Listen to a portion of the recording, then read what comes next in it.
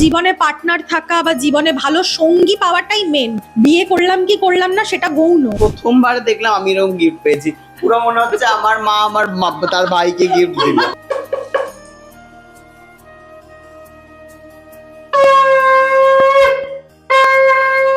ভাইরাই দিক আর বোনেরাই দিক, আমার বক্তব্য হচ্ছে গিফটটা বোঝাপড়াটা করে নেবে, আর কোনো এইটাই আমার শেষ কথা।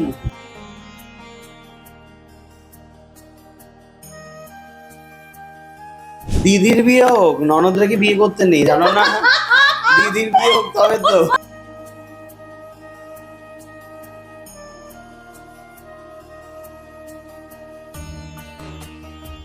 দিনই ও হচ্ছে টাকা চেয়েছে, তো ভবিষ্যতে টাকা দিয়ে দেবো ওকে।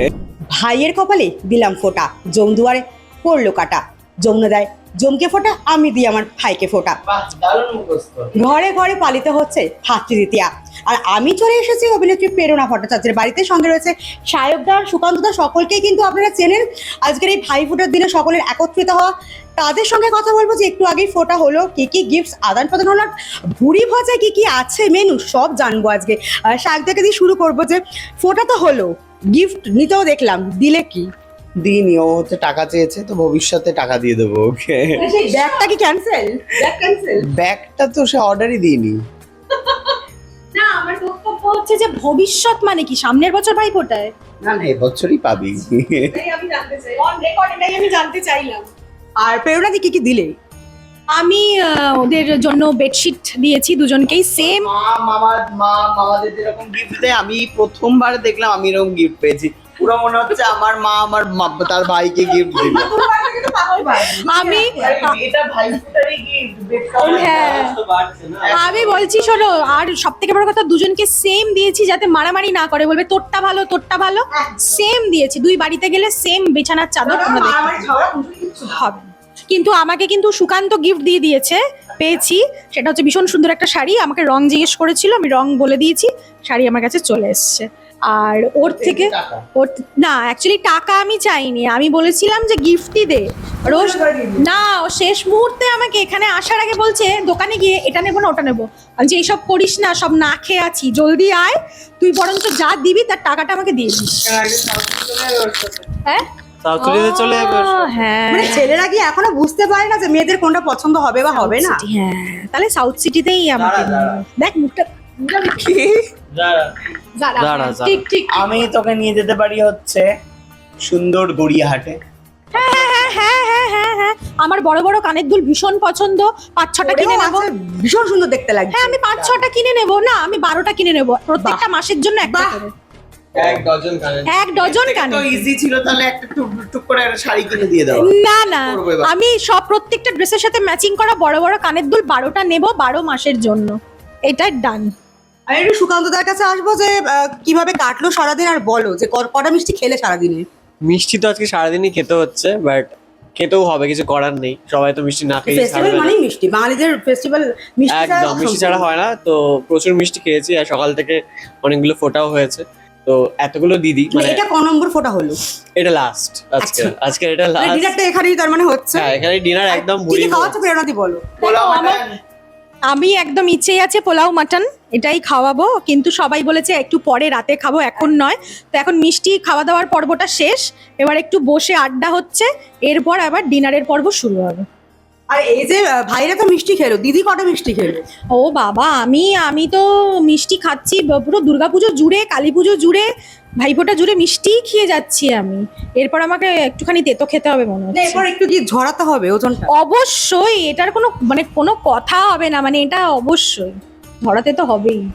এই যে ভাইফোঁটা মানেই আমরা জানি যে দিদিরাও ভাইদের মঙ্গল কামনা করে, ভাইয়েরাও একটা সুরক্ষার শপথ নেয়। তো এদিক থেকে কি বলবো, কারণ বছর বছর এই রীতিটা চলে আসে, একটা রাখি বন্ধন আর একটা হচ্ছে ভাতৃদ্বিতীয়া, দুটোই ভাই বোনেদের উৎসব। এখন তো বোন ফোঁটা হয়, তোমরা বোন ফোঁটা দিচ্ছ না? আমরা এই বছরই আলোচনা করছিলাম যে চালু ভাই ফোঁটা দিলেই তো বোন ফোঁটা হয়। ও তাই?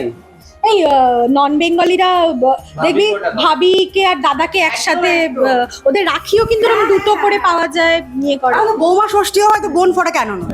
একদম একদম। হ্যাঁ, যাদের ভাই নেই দাদা নেই, যদি বোন বা দিদি থাকে তারাই ফোঁটা দেবে, কি অসুবিধা কি? সামনের বার কিন্তু প্রেরণাদিকে দেখবো, মানে ওরা ফোঁটা দিচ্ছে প্রেরণাদিকে।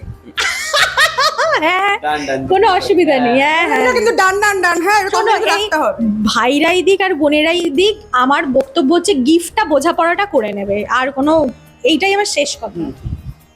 না, এরকম কখনো হয়েছে যে মানে গিফটটা মানে কে গিফটটা বেশি, না না না সবাই দিল দরিয়া যে দিদি যা চাইছে দিয়ে দিচ্ছে? না, যা চাইছে হয়তো সেটা হবে না, কিন্তু দেয়, মানে এরকম না যে কোনোবার গিফট পাইনি। গিফটে নয় কোনো কিন্তু নালিশ না, অভিযোগ না, কিছু নেই। না না না, হ্যাঁ আমি হয়তো আবদার করে এটা বললাম, তখন বললো না না না এত বাজেট নেই বাইনি, এটা হয়তো বলবে, কিন্তু কিছু দেবে না সেটা আজ অব্দি হয়নি, আর যথেষ্ট তোমার এটা নিয়ে দেয়। কটা ফোটা হচ্ছে? আমার এই নিয়ে 6টা। সারাদিন কি কি চললো? ভাই ফুটাই সারাদিন সকাল থেকে ঘুম থেকে এখন এত ঘুম পাচ্ছে, এত দূরে দূরে এর বাড়ি ওখানে ওর বাড়ি সেখানে, তো মুশকিলের ব্যাপার। কুকুরকে ফটো দিলো? হ্যাঁ তাকে কি দিলে বা সে কি দিল? কুকুরকে হচ্ছে সিম এবারে টাকা পঞ্চায়েত আমি চলে যাচ্ছি, মানে যাদের গিফটের প্রয়োজন, মানে হয় না মানে এটা নয় ওটা, ওটা নয় ওটা, আমি টাকা দিয়ে কিনে নেয়। কুকুদি কিন্তু আগের দিন বলেছে যে নতুন ফোন ভাইয়ের কাছে, মানে সাহেবদার কাছে। এবার সে কত সরগর হলো ফোনটা নিয়ে। পাচ্ছে না, অ্যান্ড্রয়েডটাই কোনোভাবে পারে, অ্যাপেলটা পারছে না কিছুতেই, মানে ওকে ওই বাড়িতেই রাখা রয়েছে, এলে ভিডিও করে দিন, ওইটাই ওর মজা আর কি, যে অ্যাপেলে ভিডিও হচ্ছে, ওটাকে ধরতেই ভয় পাচ্ছে, যদি পড়ে যায় কি হবে, যদি বাইরে যাই আমি একা একা কাজে কেউ নিয়ে নেই, এইসব কথাবার্তা ওর চলছে এখন মাথায়। হ্যাঁ, যেভাবে কুকুদি তোমাদের সঙ্গে মিশে গেছে বা তোমরাও মিশে গেছো, একটা বন্ডিং হয়ে গেছে। এরপর যদি মানে ওই হয় না যে নতুন বাড়িতে চলে যাব, সেই দুঃখটা কিন্তু আগের দিনও প্রকাশ করেছে যে তখন কি হবে, আমরা কি আর কুকুকে দেখতে পাবো না সাহেবদার বাড়িতে? না না, আমি তো বলেছি যে আমার যখন বাড়িটা তৈরি হবে, ওর বর হচ্ছে একদম পুরো ও তদারকির কাজ করবে, আর খুকু আমার বাড়ির ওপরে একটা ঘর ওর বরকে নিয়েই থাকবে, ও সুখে সংসার। তাতে কি সে রাজি হয়েছে? রাজি হয়ে যাবে, মানে দেখো কাজটাই তো মেন সবার, মানে শুধু তো আমার একার বাড়ি কাজ দিয়ে ওর সংসার চলবে না, ওখানে যদি আরো 4-5টা কাজ পেয়ে যায় তাহলে কেন নয়, ঘর থাকা খাওয়ার খরচাটা তো বেঁচে যাবে। সামনে এখন আরো উৎসব কিন্তু বাকি আছে, তো বাকি বছর আর প্ল্যান কি কি রয়েছে? জগদ্ধাত্রী পুজো সামনে, তো জগদ্ধাত্রী পুজো ডেফিনেটলি চন্দননগর যাব, কৃষ্ণনগর যাব, কৃষ্ণনগরে একটা অসাধারণ রেস্টুরেন্ট আছে মাদার্স হার্ট, সেখানে খেতে যাব। আর সুকান্তদার কাছে একটু আসবে, তোমার এই বাকি বছরটা কিভাবে কাটাবে? আমি এই বছর প্রচুর ঘুরছি, তো এই কালকে আমি আবার বেরিয়ে যাবো, একটা ট্রিপ আছে, জগদ্ধাত্রী পুজো তো আমি থাকছি না, আবার একটা ঘোরার প্ল্যান আছে নিউ ইয়ারের টাইমে। তো এই বছর আমি মানে প্ল্যানই করেছি প্রত্যেক মাসে কোথাও না কোথাও যাবো, এইভাবেই চলছে। সারা বছর ঘুরে কাটবে। পুরো মাস ব্যাচেলার। প্রেরণীকে বলবো যে ভাইয়ের মঙ্গল কামনায় কি কি বলবে, কি উইশ করবে আজকের দিনে?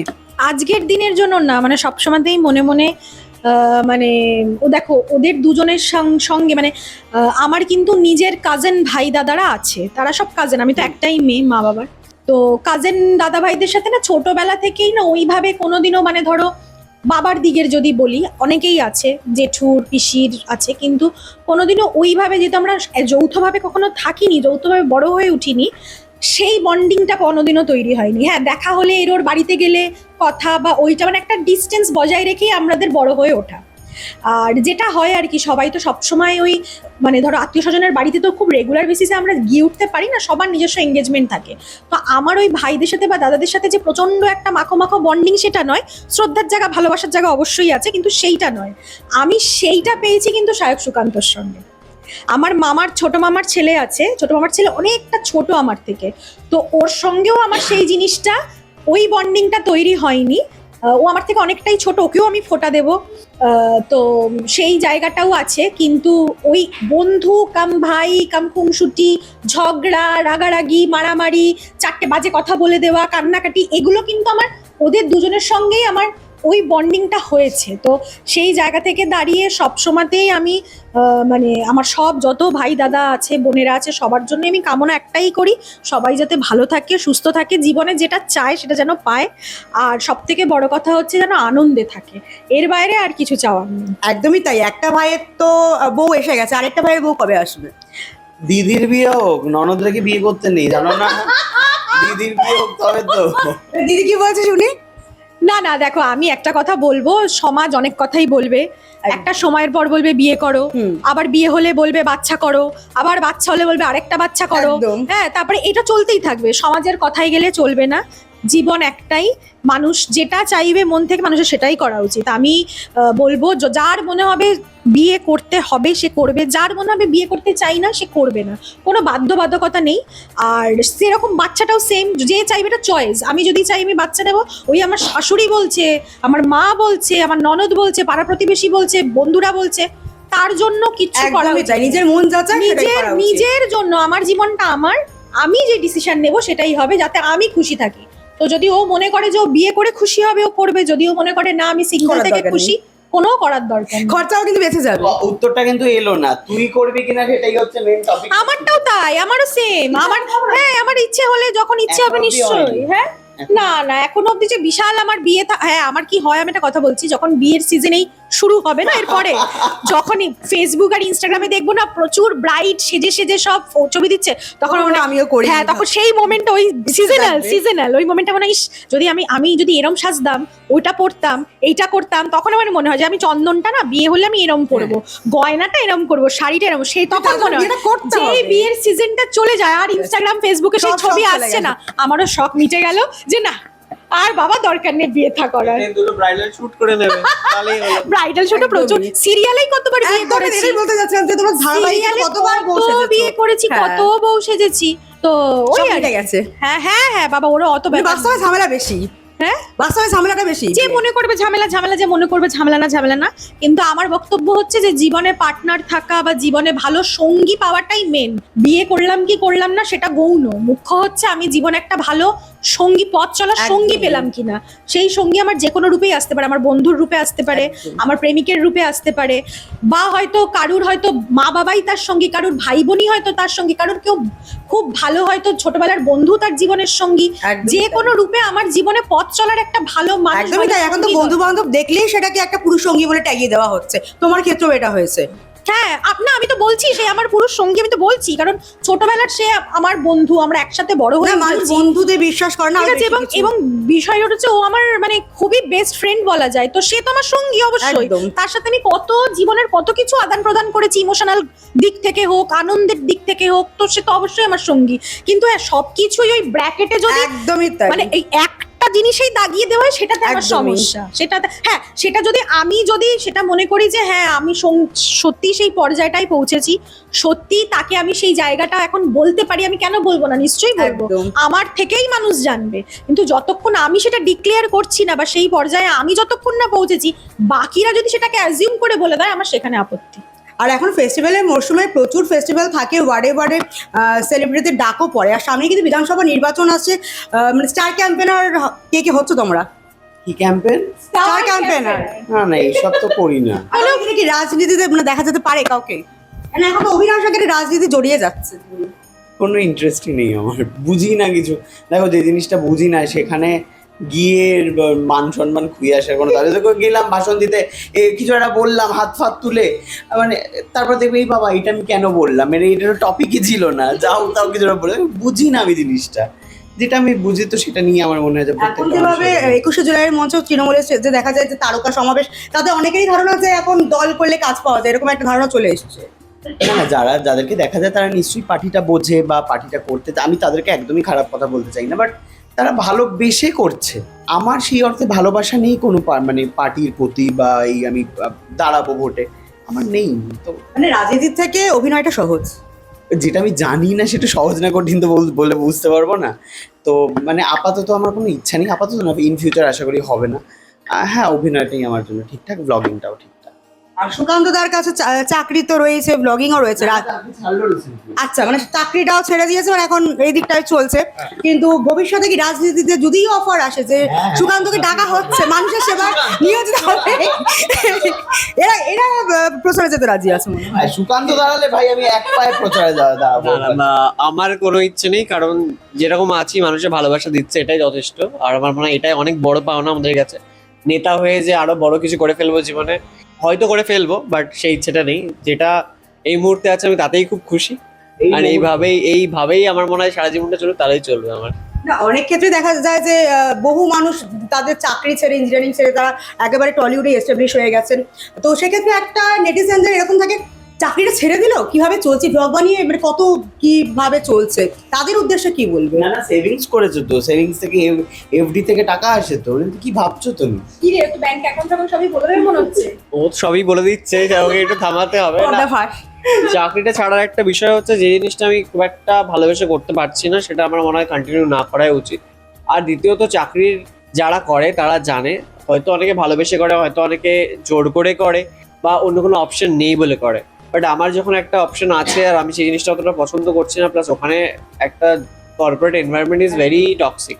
তুমি নিজের মতো কোনো কাজ করতে পারবে না, তুমি কিছু মানে কোনো ক্রিয়েটিভিটি নেই, সারাদিন বসে। আর যেখানে আমি একটা ক্রিয়েটিভ জিনিসের সাথে যুক্ত, সেখানে আমার মনে হলো যে এই জিনিসটা আমার অনেক বেটার। হ্যাঁ, আমার এটা নয় যে আমি কোনোদিন করবো না, আমি যেটা কাজ করছিলাম মানে বিগত 10 বছর ধরে আমি টিসিএস এ ছিলাম। আর আইটি ইন্ডাস্ট্রি মানে তোমাকে সুইচ করতে হয়, আমি এটা করিনি। তো ইন দ্যাট কেস আমি হচ্ছে একজন আন্ডার পেড এমপ্লয়ি ছিলাম মোস্টলি সেখানে। তো এবারে যখন আমি বেটার অপরচুনিটি পাই আমি অবশ্যই করবো, but for now I have taking a break. আর তারপরে আমি আবার সার্চ করবো, যদি ভালো অপরচুনিটি পাই কেন করবো না। হ্যাঁ, জীবনের ব্রেকটা খুবই দরকার, নাহলে ঘুরতে যাওয়ার সময়টুকু পাওয়া যায় না। এখন ঘুরে নাও, তারপর নিশ্চয়ই Exactly. আশা করি যে ভালো চাকরি নিশ্চয়ই পেয়ে যাবে। একদম, ওর জন্য একটা গান, সেটা একদম। হচ্ছে চাকরিটা আমি ছেড়ে দিয়েছি বেলা শুনছো। অনন্যা শুনছো? ঠিক আছে, হ্যাঁ, চাকরিটা আমি ছেড়ে দিয়েছি অনন্যা শুনছো, এটাই হচ্ছে ওর জন্য এখন গান। আর অনন্যার কি রিয়াকশন এতে? অনন্যার রিয়াকশন, আমার বাবা মার রিয়াকশন, ওর বাবা মার রিয়াকশন, সবটাই খুবই সাপোর্টিভ। মানে কেউ কিছু জিজ্ঞাসা করেনি যে কেন, মানে আমার বাবা দুবার তাও জিজ্ঞাসা করেছে কেন ছাড়তে চাইছে, বললাম যে ভালো লাগছে না, দ্যাটস ইট। এরপরে কেউ একটা কোনো আলাদা, আর অনন্যা জানতো আমার স্ট্রাগলটা, দেখেছে যে বেসিক্যালি সেই সকাল থেকে মানে আমার একেবারে সাথে কথা বলার সময় পেতাম না, এতটাই বিজি থাকতে হতো। এবারে তারপরে ব্লগিং করার একটা চাপ থাকে, একটা এডিটিং, মানে সারাদিনটা মেসড আপ হয়ে যেত। আর প্রচুর প্রেশারও থাকে, যখন কাজ থাকে তখন প্রচন্ড প্রেশার থাকে। তো ওটা সে দেখেছে, আর ওরও মনে হচ্ছে না ওটার থেকে যেটা হ্যাপিলি করতে পারবে সেটাই চুজ করা বেটার। তো এইরকম সাপোর্ট যদি পাওয়া যায় তাহলে ডেফিনেটলি যে কেউ সাহস।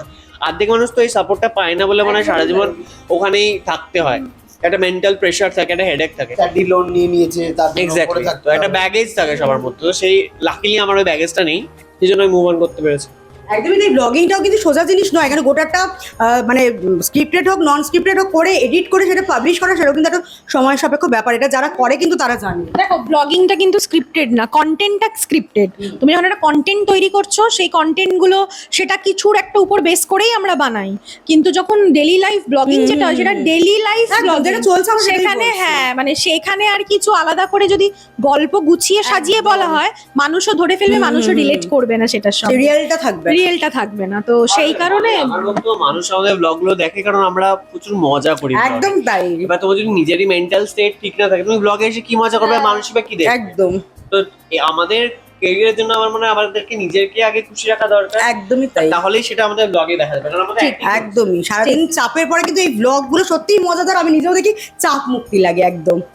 আর এবার একটু প্রেরণাদির কাছে আসবো, যে অভিনেত্রী থেকে নেত্রী কোনো পরিকল্পনা আছে? ওরে বাপরে, ভাইয়েরা তো নইব নইব চ বলে দিয়েছে। শোনো, একটা দিদি কি কথা হচ্ছে জীবনে চলার পথে সবাই অভিনেতা, সবাই নেতা।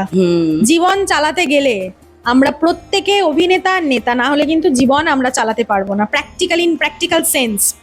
তো সেইটা বাদ দিয়ে আর যদি পলিটিক্যালি বলো, তাহলে পলিটিক্স যেটা সায়ক বললো, আমি বিন্দু মাত্র তো বুঝিই না। আর দ্বিতীয় কথা হচ্ছে আমারও সেরকম কোনো ইন্টারেস্ট নেই। আর আমি যেটা পার্সোনালি ফিল করি, পলিটিক্স হচ্ছে, দেখো, দেশের দশের ভালো চিন্তা করে কিছু একদম। একটা করা। তো আমি যদি নিজেকে সেরম ভাবে প্রিপেয়ার না করতে পারি, তাহলে আমার সেই ফিল্ডে যাওয়া উচিত না। কারণ আমি যদি শুধুমাত্র নিজের ভালোটুকু নেয়ার জন্য ঢুকি, তাহলে তো ঠিক আছে, তাহলে তো ঢুকেই গেলাম। কিন্তু নিজেরও ভালো হোক আর দেশের দশেরও ভালো হোক, এইটা করার জন্য করাটাই আমার মনে হয় মানসিকতাটা দরকার। তো সেই দেশের দশের জন্য করার মতো জায়গার জন্য অনেক বড় জায়গায় যেতে হবে আগে নিজেকে। তো এখনো সেই জায়গায় আমি পৌঁছতে পারিনি। তো সেই কারণে এখনই একদমই নয়, কিন্তু ভবিষ্যতেও নয়, বা হ্যাঁ, কিছু বলতে পারবো না, কারণ ভবিষ্যতের কথা আমি সত্যিই জানি না। Suspense, দেখা যাক। আমি সত্যি জানি না, মানে ইন আ জেনুইন নোট আমি জানি না। আজকে এক বড় করে বলে দেবো না, একদম না, আবার দেখা গেল এই তো বলেছিল এখন করছে, আবার হয়তো এখন বলে আবার হয়তো এখন বলে দিলাম হ্যাঁ দাঁড়াবো, সারা জন্মেও কোনোদিনও টিকিট পেলাম না, দাঁড়ালাম না, বলবে অনেক বড় কথা বলেছিল, কোথায় এলো না। ওই জন্য এই কথার মধ্যে আমি নেই আপাতত। এখন কথায় সেরা ইন্টারভিউ নেবে তুমি শোনো না, শুনে যাচ্ছে প্রেরণার কথা, মন্ত্রমুগ্ধ হয়ে শুনে যাচ্ছে ওর কথা। এই জন্য আপাততর জন্য এখন নেই। না ভালো বক্তা কিন্তু প্রেরণা দি, এটা এটা বোঝা গেল। তাহলে বলছো কি যদি আমি দাঁড়াই স্টেজে উঠে, একদম, একদম। স্টেজে উঠে যদি আমরা কেমন করে যাবো? আরে কাজের জগতে কতটা পলিটিক্সের শিকার হচ্ছে বা হয়েছে এ বাবা সেটা সব প্রফেশনে, তোমার প্রফেশনেও আছে, একদম। আমার প্রফেশনে আছে। ওর যখন অফিসে ছিল তখন ওরও হয়েছে, ও অভিনেতা, ও ফেস করেছে। প্রত্যেকটা প্রফেশনেই পলিটিক্স। বলিউডে এতটা কথা শোনা যায় না, কিন্তু টলিউডে এটা কেন বেশি? এই বলিউডেও আছে, রমরমিয়া বেশি আছে, হয়। রমরমিয়া সব জায়গাতেই আছে। তুমি টিচিং প্রফেশন, ডাক্তারি বলো, তুমি যে কোনো জায়গায় বলো, সব জায়গাতেই আছে, থাকবেই, কিছু করার নেই। কারণ কম্পিটিশনের যুগ, প্রত্যেকটা মানুষই চায় আমি এগিয়ে যাই, একদম। তো সে করবেই। তো it's okay, it's a part of game. তোমাকে বুদ্ধি রেখেই চলতে হবে, লেলা ক্যাবলা হলে হবে না, বুদ্ধি রেখেই চলতে হবে, পরিষ্কার কথা। একদমই তাই, যে বুদ্ধি রেখে কিন্তু যে যার ফিল্ডে এগিয়ে যাও। এবার কে নেতা হচ্ছে কে নেত্রী হচ্ছে সেটা তো মানে ভবিষ্যতে কথা বলবে। আর আজ ফাইফারের আড্ডা কিন্তু ভালোই মানে জমে উঠলো সায়কদা, সুকান্তদার, প্রেরণাদির সঙ্গে। আবার অন্য কোনো পর্বে, অন্য কোনো এপিসোডে, অন্য কোনো অতিথির সঙ্গে আপনাদের সামনে হাজির করব। ক্যামেরায় সমীরের সঙ্গে আমি পল্লবী টুডে স্টোরি, কলকাতা।